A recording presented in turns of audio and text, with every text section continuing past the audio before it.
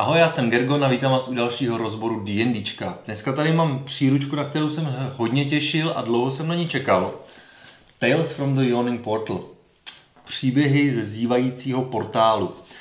Zívající portál je hospoda, která se nachází v hlubině, jestli se nepletu.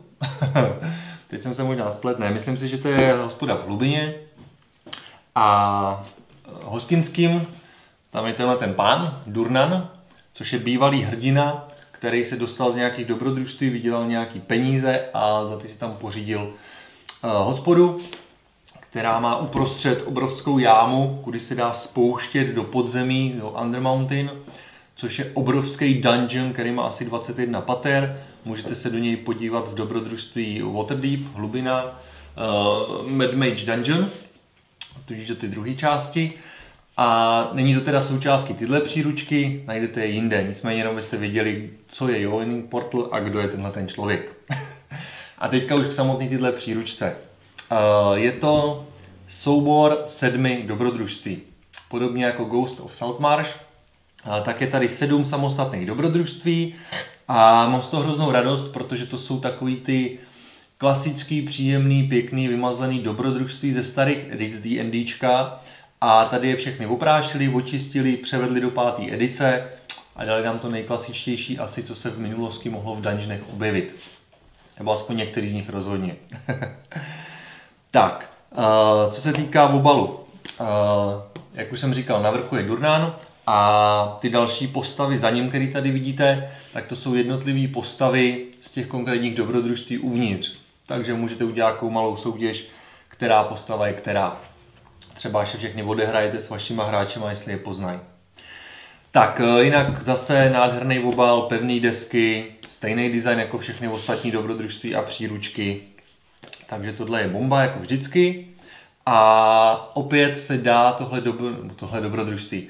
Tahle série dobrodružství odehrát buď samostatně, že kdykoliv vytáhnete kterýkoliv dobrodružství, který se vám hodí, což je za mě naprosto super, je to fakt zásobárna několika dobrodružství, několika luxusně propracovaných dungeonů a když někde potřebujete družinu zabavit, někam poslat, něco jí tam přidat, tak můžete jenom šáhnout po tyhle příručce, bouchnout tam celý podzemí připravený, vyladěný a necháte jeho projít. Ty dobrodružství postupně se zvyšuje náročnost, úroveň, pro který postavy jsou připravený. Takže začínáte na nějaký první, druhý dobrodružství je pro 3., další pro 5., další pro 8. a tak dále. Takže se to dá odehrát i jako samostatná kampaň, že fakt tyhle dobrodružství půjdete jedno za sebou. V tomhle případě to nedoporučuji. Ne. Proč? Protože tady skutečně vybrali krásný, vymazlený dungeony a všechny ty dobrodružství jsou si dost podobný. Prostě je to dungeon. A přijde mi dost škoda pro družinu, pokud jí to baví, tak samozřejmě klidně.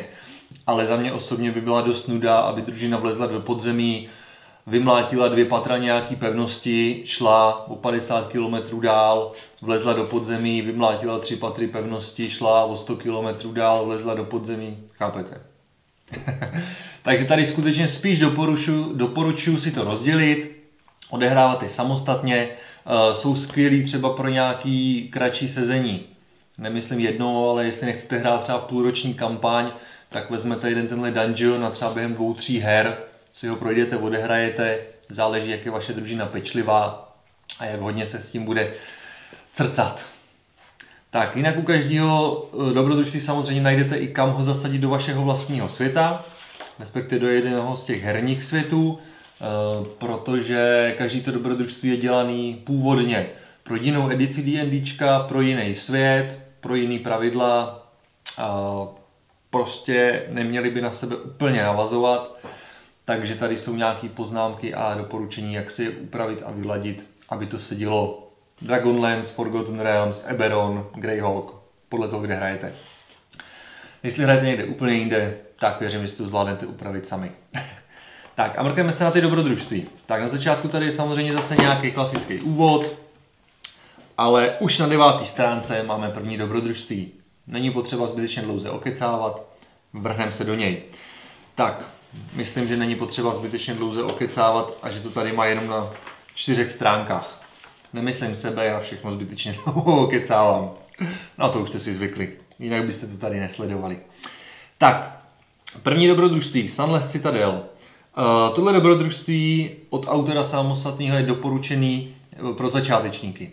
Takže pokud začínáte s D&Dčkem, pokud jste začínající DM, PJ, GM a pokud jste začínající hráči, tohle dobrodružství je ono. Tohle dobrodružství je věc, která vám pomůže, která poradí, která skutečně vede za ručičku a najdete tady spoustu zajímavých věcí, ale nijak složitých. Jo, je to skutečně klasický, typický dungeon, jedna pevnost a nějakých asi 50 místností, co si můžete postupně projít. Není tam ani žádný složitý roleplaying, je to typický zabydlený podzemí nějakýma bestiema, takže jdete, vymlátíte, sem tam můžete s někým vyjednávat, sem tam můžete něco ukecat, na konci je tam takový, ne zvrat, ale takový mystický závěr, takže se tam zapojí docela pěkně i magie. A jako starting adventure, začínající dobrodružství pro začínající si myslím, že to je parádní. Naprosto skvělý. Říkám nějakých 50 místností. Budu se snažit moc nespoilerovat, kdyby náhodou na tohle koukali i hráči na tohle video. Ale minimálně nějaký hrubý obsah každého toho dobrodružství řeknu, takže pokud jste hráč, jako vždycky vypnout a video poslat PJovi. Ať si ho pročte, ať si ho prohlídne, pročte si dobrodružství a zahraje si ho s váma. Tak, druhý dobrodružství, Forge of Fury. Opět dungeon. Oproti tomu prvnímu, tohle je typický styl Diabla. Tady jsou fakt nestvůry a jdete vymlátit všechno, vyrabovat všecko, napakovat se a vyrazit dál. Je to nějaká trpasličí opuštěná kovárna, zase obsazená nějakýma bestiema. Takže ideální styl pro družinu, která má ráda prostě styl Diabla. Přijdete, vymlátíte, poberete poklady. Pro některý ideálka, já si to občas taky rád užiju. Jo, takže tohle je hlavně obojí. Tam budete bitkařit pomalu v každé místnosti. Tohle dobrodružství je už pro postavy na nějaký 3. úrovni a v podstatě už původně navazuje na tu první Sunless Citadel. Jo, takže tohle jsou 2 dobrodružství, které na sebe navazují už v základu, už jak byly vytvořeny. Taky jsou novější, jsou už někdy z roku 2000. Tak a jako další dobrodružství, ježiš, vidíte, že tady toho materiálu je skutečně hodně. Jako další dobrodružství Hidden Shrine of Tamoachan. Už z toho názvu poznáte, že to je stylovaný Aztékama, majskou kulturou. Taková ta Jižní Amerika a mně se hrozně líbí. Fakt se mi líbí, je to bomba, protože je to zase něco úplně jiného. Tady ty 2 byly takový typický podzemí, tohle je opravdu chrám a hlavně tenhle ten už zase není dělaný na čistý vymlácení, ale jsou tam různé hádanky, puclíky, trošku musíte přemýšlet, hlavolamy tam nějaký vyřešit. Je to dobrodružství, které bylo vytvořené už někde v roce 1980 a ten styl prostě třeba nebude úplně sedět do vašeho světa, což se stát může, pokud hrajete nějaký typický evropský středověk, tak aztécký chrám vám tam úplně nezapadne, ale zkuste postavy poslat na jedno dobrodružství klidně nějakým portálem někam jinam do úplně jiného prostředí a tam si myslím, že to bude pecka. Je fakt, že tam není žádný složitější příběh, tady je prostě účelem hry to podzemí projít a na druhé straně vylízt ven. Může to být v rámci nějaký soutěže, panovník vyhlásil magický meč jako odměnu pro družinu, která projde nějakým tímhle chrámem, přinese mu nějaký svitek nebo knihu od někud. Jo, kouzelník chce magický svitek s kouzlem, magickou knihu, která tam je někde zalezla dole, takže družina zase jenom vleze, projde, vyleze. Ale oproti minulému dobrodružství, kde jste se fakt vyloženě mlátili, tady budete muset víc přemýšlet. Takže zase družina, která chce balancovat, řešit puclíky, tak tohle je to správné dobrodružství. A já už teda pro postavy na 5. úrovni a myslím si, jak to popsat, já se nechci opakovat u každého dobrodružství furt znova a znova, ale líbí se mi tenhle jiný styl. Jo, takže moc rád svoji družinu tam pošlu, nemusí to být ani daleko, může to být nějaký zapadlý chrám staré civilizace někde v džungli, která je už jenom za rohem, ale bomba. White Plum Mountain, další dobrodružství pro 8. level, pro 8. úroveň vašich dobrodruhů, už z roku 79, takže to je v podstatě ještě pro první edici D&Dčka a tady zase procházíte pro změnu podzemí, pro změnu podzemí. Tady ta zápletka je hrozně jednoduchá v podstatě. Tady byly ukradeny 3 artefakty, někdo je schoval, nebo se s nima schoval v tomhle podzemí a pro družinu ideálka vlítnout tam a získat je. Jo, takže zase takový klasický dungeon, hledání artefaktů. A když tady koukám na nějaké ty ilustrace, myslím si, že to je zase velmi pěkně zpracovaný prostředí, který je zase trošku jiný než všechny ostatní klasické dungeony. Třeba ty první 2, které tady byly. Jo, je to tady hodně mystický, má to tam obsazený, teď si nejsem jistý, jestli nějaký demilich nebo nějaký mák nebo někdo takovej. Každopádně to stojí za to a je tady zase poměrně dost hádanek hlavolemu. Takže to není jenom o tom to vymlátit, ale taky si poradit. Ale jestli družina najde jeden artefakt, 2 nebo všechny 3, to už je na nich, jak si poradí. Další dobrodružství, Death in Thigh. Velký dungeon. Velký dungeon. Tohle je dobrodružství pro 9. level. Tohle dobrodružství je někde z roku 2014. Bylo dělaný už pro D&D Next, což byl takový základ 5. edice pravidel. Takže je poměrně nový a bylo vytvořený jako podsta starému klasickému Tomb of Horrors. Teď jestli nekecám. Jo. A právě Under Mountain, takovým těm obrovským starým dungeonům a myslím si, že to je podsta zasloužená. Protože tady skutečně zase trošičku jiný, není to dungeon jako takovej, jsou to laboratoře v Thighi, takže rudý mágové a různý baňky a jejich výtvory a některé části podzemí jsou tvořený z jezírek a některé jsou zalesněný nebo zatravněný. Jiní jsou zase takový ty typický prosklený nádoby, kde tam plavou nějaký mrtvoly a podobně. Je to obrovský dungeon, je tam přes 100 různých místností, rozdělený do nějakých 9 sekcí. Myslím, že třeba pro naši družinu to je tak na půl roku práce. Tak, je to už pro nějaký 9. level a ta podsta si myslím, že to je solidní, zasloužená, adekvátní, teď nevím to správné slovo, možná si na ní vzpomenu. A prostě se za to nemusí stydět. Jo, opravdu propracovaný, krásný ilustrace různých postav, které tam můžete najít. Je tady všecko, můžete to vybojovat, můžete tam řešit nějaký hádanky, můžete roleplayovat, potkat tam nějaký postavy, vyjednávat s nima, opravdu zalízt do toho dungeonu. Myslím si, že, a nevylejzat. Myslím si, že to je super třeba pro družiny, který nemají rádi takovou tu high fantasy, ale chtějí takovej ten survival, fakt jako náročný přežít, životy tak jako balancujou těsně, kouzla už pomalu docházejí, tak nahnat je do tohohle podzemí, nenechat je prostě odpočinout pořádně, pak už to začne být těžký survival. Jo, takže tohle si myslím, že je bomba. Bomba. Rozhodně se mi to líbí, skoro jsem i koketoval s myšlenkou, že bych si tohle podzemí vyrobil fakt jako celý.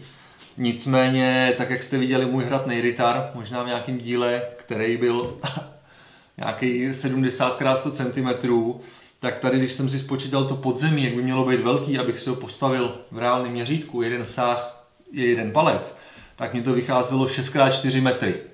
Takže to je fakt velký dungeon. Fakt velký dungeon. Jo, je tady toho spousta. Přeskočíme do zadějc. Taky se mi tam líbí ta mystika. Ty rudý mágové stáje mají svoji historii, mají svoji hierarchii.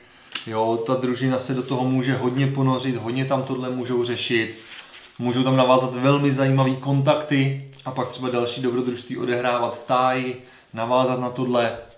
Těch možností je nespočet, je to fakt obrovský. 6. dobrodružství Against the Giant, proti obrům. Tohle jsou v podstatě 3 spojený kratší dobrodružství. a v podstatě se týkají celý obrů. Je to hodně podobný velkému dobrodružství Storm King's Thunder, což je dobrodružství, kde jste fakt bojovali proti obrům a potkávali jste různý druhy těch obrů. Tohle je to samý, akorát v menším. Jsou tady 3 dobrodružství, takže 3 malý dungeony, nebo menší dungeony. Nevím, čemu říkáte vy malý, tady to je kolem nějakých 25 místností, ten dungeon. A jsou to v podstatě 3 pevnosti. Každá ta pevnost má nějaké specifikace, zjistíte tam nějaké informace, přesunete se do další, zjistíte nějaké informace, přesunete se do další a tam to nějakým způsobem završíte. Pro někoho to může být stereotypní jednotvárný, jít prostě 3 pevnosti za sebou, které všechny patří obrům, takže furt bojujete s obrama, nebo z velké části, oni mají nějaký domácí mazlíčky, se kterými se musíte poradit. Ale co se mi líbí je, že každá ta pevnost patří jinému druhu obrů a tudíž má jiný styl. První jsou kopcoví obři, to je taková klasická kamenná hliněná pevnost. Obyčejná, můžu se tam válit nějaká špína, odpadky, okousaný kosti, prostě takový bordel těch neúplně nejinteligentnějších bytostí, špína a podobně. Druhá jsou ledový obři, takže ledovcový jeskyně, vytesaný v obrovském ledovci, zima, chlad, můžete tam pracovat zase s přežíváním v těchto neúplně standardních podmínkách, nádherně zpracovaná mapa a pošlete prostě svoji družinu do ledu. Takže všude zase trošku jiný feeling. A ta poslední pevnost, ta patří ohnivým obrům, dokonce králi ohnivých obrů. Takže tam se můžete vrhnout do nitra sopky, může tam někde být lávový jezírko, oproti kopcovým obrům, což byly prostě dřevěné postele a podobně. Tohle je královský palác, tak palác, královská pevnost. Takže tam můžete prostě to mít vyčištěný, nablejskaný, může to být fakt honosný sál, který mají honosný sály, místnosti, kterými procházejí. Všechno by mohlo vyvolávat úplně jiný feeling než ty předtím. Tohle trošku klade nějaký nároky na PJ, což je ale samozřejmě super, protože vy můžete těm postavám vytvořit i úplně jinou atmosféru, každý ty pevnosti. Protože u těch kopcových to může být taková srandička ještě. Jo. Prostě procházíte, bojujete, smějete se a teďka v tom ledu z toho uděláte takovou ponurou atmosféru. Takovou tajuplnou, trošku hororovou, někde kape voda, někde slyšíte nějaké šumění, potůčku, někde nějaký kroky v pozadí. A u honosného krále zase může být epická bitva, nebo tam můžou vyjednávat s obrama, ale jednat s nima jako na královském dvoře. Fakt šlechta. Můžete si s tím fakt pohrát, aby ty pevnosti nepůsobily stejně. Jsou tady velmi pěkný nápady u některých těch dobrodružství, například u těchto pevností, nebo ještě někde jinde, teď si nemůžu vzpomenout kde, tak třeba se zvyšuje nebezpečnost. To znamená, jestliže vymlátíte první pevnost obrů, půjdete do druhý, tak oni už slyšeli, že se něco stalo a už jsou prostě připravení na vás. Není to, že tam přijdete a strážci hrajou kostky někde na stole ve strážnici a čekají, až je někdo povraždí. A když vraždíte tu druhou, tak ta třetí bude vůbec na nohách. Tam budou posílený stráži, budou všichni na nohách, budou podezřívat každýho, kdo tam vleze. A i tímhletím nebezpečím a tou atmosférou, jakoby těma emocema v ty pevnosti, jaký emoce mají ty obři, tak už s tím zase můžete pracovat, aby každý to podzemí bylo jiný. Tak. Někde tam v nějakém tom ještě se spouštěl alarm, že zase tam pohybovalo čím dál tím víc lidí v nějakém tom jiném dobrodružství. Jo, Dead in Tie, to obrovská pevnost. Tak tam taky. Čím víc jste toho procházeli, tím víc byli obezřetnější a podezřívavější všichni další, na který jste narazili. No a závěr. Závěr je klasika. Naprostá klasika Tomb of Horrors. Tohle je dobrodružství, který vznikl poprvé v roce 75, vydaný bylo v roce 78 a pak vycházelo ještě několikrát. Ještě několik různých variant vylezlo, některé byly klasicky vyčištění pro nové edice, některé byly upravený, aby to bylo něco jiného, aby to nebyl furt ten stejný dungeon. Ale co jsem tak jako zjistil, možná se pletu, tak to je jeden z nejčastěji používaných a reinkarnovaných dungeonů, který v D&Dčku vůbec můžete najít. Fakt taková klasika. A pokud jsem to správně pochopil, pokud se mě něco neminulo, tak to je jeden obrovský hlavolam, tohle bludiště.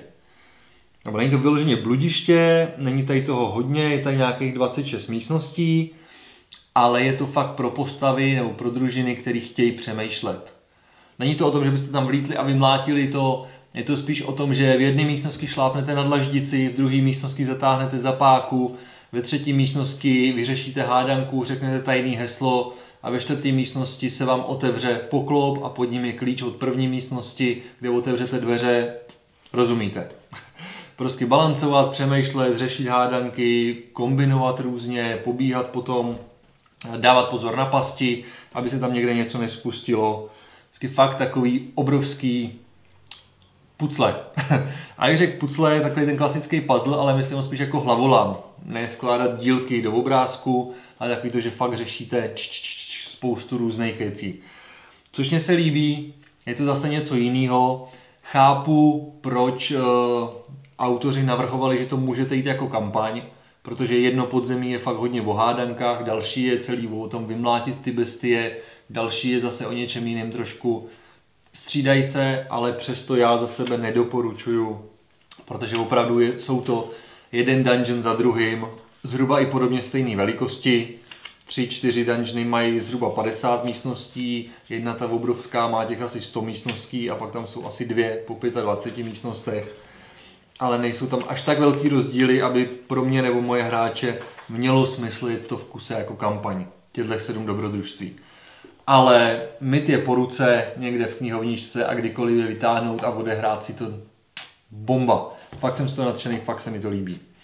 Dodatky Ačko, magické předměty klasické, dodatky Bčko, několik nových nestvůr.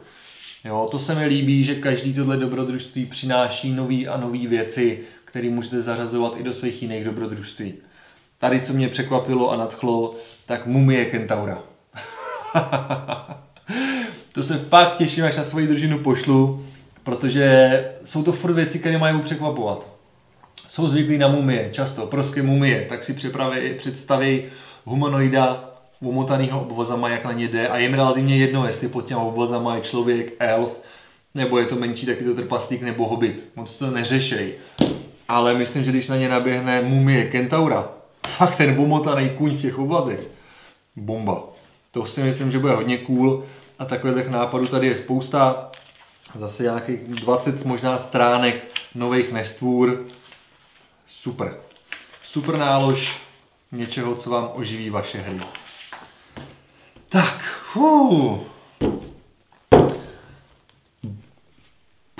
došly mi slova.